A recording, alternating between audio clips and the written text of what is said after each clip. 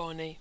Livonija ir demokrātiska valsts, jo demokrātiju uzskata par pašreiz labāko valsts politisko iekārtu, un tā šķiet godīgi no loģikas viedokļa.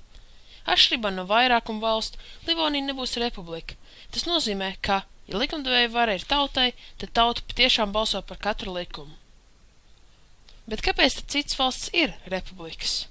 Tāpēc, ka tauta ir stulba.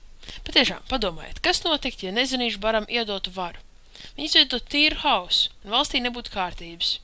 Tāpēc citās valstīs, arī mūsējā, tauta ievēl politiķus, kas viņu vietā nobalso par likumiem, jo politiķi jau ir tie gudrākie. Livonija šo problēmu atrisina vienkārši. Tautai jābūt gudrai. Gudrs cilvēks zinās, kā vajag labāk, un tad valstī viss būs kārtībā. Un gal galā šī jau ir ideālā valsts. Likumdošana Livonijā strādā šādi. Tauta ievēl Saimu uz 4 gadiem. Saima sastāv no 4 cilvēkiem, jo vairāk arī nevajag. Vai tad katru gadu mainās visu likumu? Protams, ka nē. Saima izdomā likums, kas tiek atklāti publikai. Mēnesi vēlāk par tiem varēs balsot, lai žurnāliem un laikrakstiem ir laiks par tiem diskutēt un apspriest to nozīmi, darīt tos cilvēkiem zināmus. Pēc mēneša par likumu var balsot veselu mēnesi. Tādējādi cilvēkiem jābalso tikai ik pa mēnesi. To varēs darīt internetā, ja tas ir parocīgi un ērti, bet arī vēlēšana ēkās, kas būs izvietots apkārt pa Livoniju. Bet kur tad ir tā Livonija? Livonija ir valsts, kas atradīsies pašreizējā Latvijas un Igaunijas teritorijā. Galvaspilsēta būs Rīga, jo tā ir lielāka par Tallinu.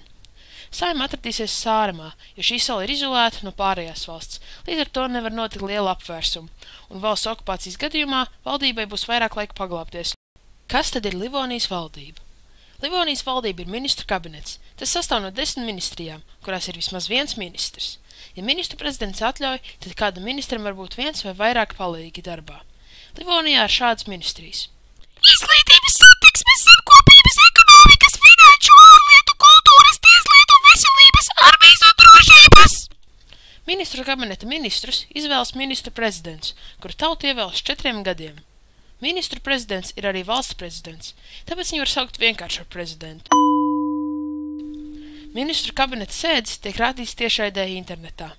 Prezidenti ievēl 2 gadus pēc Saimas ievēlēšanas, tāpēc prezidents nevar būt Saimas loceklis.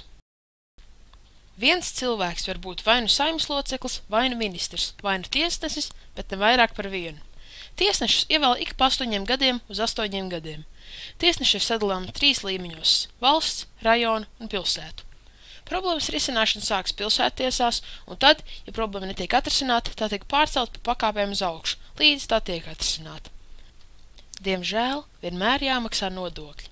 Nodokļi samaksā par valsts ierēģņu algām un aprīkojumu, ceļiem, pabalstiem un publiskām ēkām. Livonijā cilvēki paši var izvēlēties, cik liela daļa no nodokļiem tiek kam. Ja valstī ir liels noziedzības līmenis, tad cilvēki var izvēlēties dot lielāku algu policijai, vai, ja valstī pēc kādas laika apstākļu stihijas ir sabojājušies ceļi, var dot vairāk naudu ceļiem. Iedzīvotāju skaits – valoda. Valsts politika būs pielāgota, lai Livonijā būtu 5 miljoni iedzīvotāju. Tas ir aptuveni par 1,6 miljoniem vairāk nekā šobrīd Igaunijā un Latvijā kopā. Livonijā ir 2 valsts valodas – latviešu un igauņu. Un visiem ir jāzina viena no tām, bet skolā, kā pirmo svešvalodu, māca otru. Valūta. Livonijā valsts valoda būtu eiro, tāpat kā tagad. Livonijas pārākuma veidošanas prasības. Valstī jācenšas maksimalizēt eksportu, kā piemēram koksni un pārtiku, lai var maksimalizēt importu, jo citos valstīs ražo daudzus gardumus.